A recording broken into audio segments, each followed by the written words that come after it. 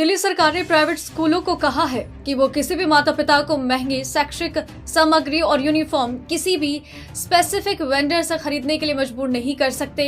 अगर ऐसा होता है तो सख्त कार्रवाई होगी। स्कूलों को ये भी निर्देश दिया गया है कि वो कम से कम 3 साल तक रंग, डिजाइन और यूनिफॉर्म को ना बदलें।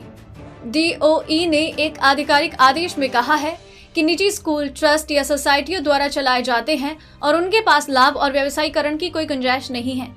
DOE ने कहा है कि स्कूल आने वाले सत्र में शुरू की जाने वाली किताबों और लेखन सामग्री की कक्षा वार सूची स्कूल की वेबसाइट पर पहले से ही होनी चाहिए। साथ ही अन्य मीडिया के जरिए से पेरेंट्स को स्पष्ट तौर पर बताना होगा।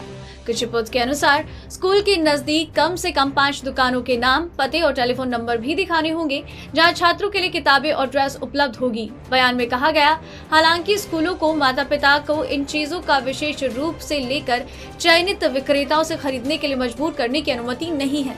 माता पिता अपनी सुविधा के अनुसार किसी भी दुकान से किताबें और यूनिफॉर्म खरीद सकते हैं। उप मुख्यमंत्री मनीष सिसोदिया ने कहा, इस आदेश में उन अभिभावकों को राहत मिलेगी जो निजी स्कूलों में किताबें और यूनिफॉर्म के लिए भारी भरकम भुगतान के लिए संघर्ष कर रहे हैं।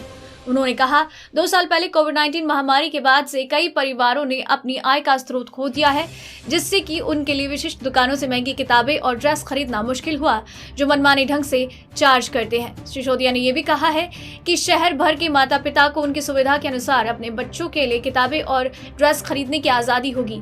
किसी भी स्कूल को यह अधिकार नहीं है कि वो किसी विशिष्ट विक्रेता से किताबें या यूनिफॉर्म खरीदने के लिए मजबूर करें। उप मुख्यमंत्री ने यह भी कहा कि शिक्षा का मुख्य कारण राष्ट्र के भविष्य को नर्चर करना होना चाहिए, ना कि पैसा कमाना। इसी तरह से हर एक अपडेट को जानने के लिए चैनल के साथ बने रहें और चैनल को सब्सक्राइब कर लें।